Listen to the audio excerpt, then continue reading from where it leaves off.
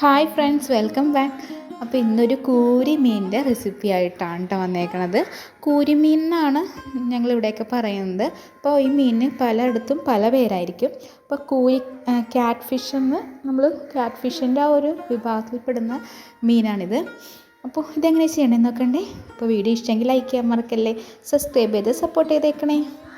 അപ്പോൾ ഇത് തേങ്ങ ഒരു കപ്പ് എടുത്തിട്ടുണ്ട്, ഒരു 3 കഷ്ണം ഇഞ്ചി, ഒരു 5-6 പച്ചമുളക്, ഉള്ളി, ഒരു 3 ടേബിൾ സ്പൂൺ മുളക് പൊടി, 1/2 ടീസ്പൂൺ മഞ്ഞൾപ്പൊടി, 1 ടേബിൾ സ്പൂൺ ഉലുവ, 2 ടേബിൾ സ്പൂൺ മല്ലിപ്പൊടി, ഒരു മീൻചട്ടി വെച്ചിട്ടുണ്ട്. അതിലേക്ക് നമുക്ക് തേങ്ങ അരച്ചത് ചേർക്കാം. തേങ്ങ അരക്കുന്നത് തേങ്ങയും അതിൽ പൊടികളെല്ലാം ചേർത്തിട്ടാണ് അരക്കേണ്ടത്.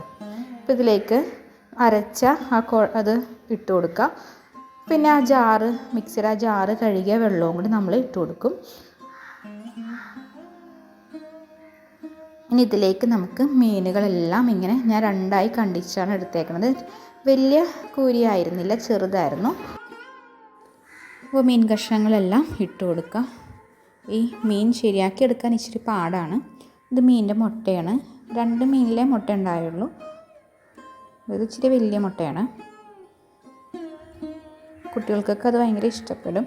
പിന്നെ പച്ചമുളക് കീറിയത് ചേർത്ത് കൊടുക്കുക, കൊടംപുളി ചേർത്ത് കൊടുക്കുക, ആവശ്യത്തിനനുസരിച്ച് പുളിയും ഉപ്പും ചേർത്ത്.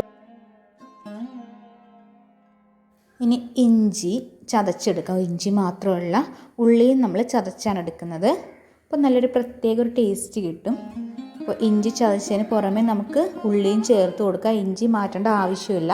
അപ്പോൾ ആ ഇഞ്ചിയുടെയും ഉള്ളിയുടെയും ആ രസങ്ങൾ തമ്മിൽ ചേർന്ന് നല്ലൊരു ഫ്ലേവർ കിട്ടിക്കോളും.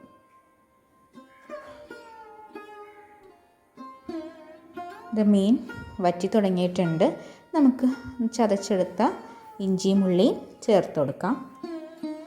ഇനി പച്ച വെളിച്ചെണ്ണ ഒഴിച്ചു കൊടുക്കാം, അല്ലെങ്കിൽ കടുക് നമുക്ക് കടുക് ഞാൻ താളിക്കുന്നില്ല. ഉലുവ നമുക്കൊന്ന് താളിക്കാനുണ്ട്, അതുകൊണ്ട് പച്ച വെളിച്ചെണ്ണ ചേർക്കുന്നില്ല.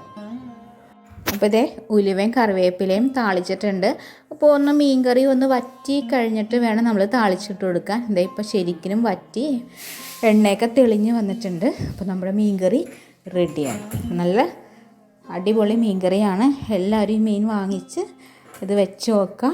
ഇതിൻ്റെ കമൻ്റ് അറിയിക്കുക. ഇഷ്ടമെങ്കിൽ ലൈക്ക് ചെയ്യുക, സബ്സ്ക്രൈബ് ചെയ്ത് ഒന്ന് സപ്പോർട്ട് ചെയ്തേക്കുക.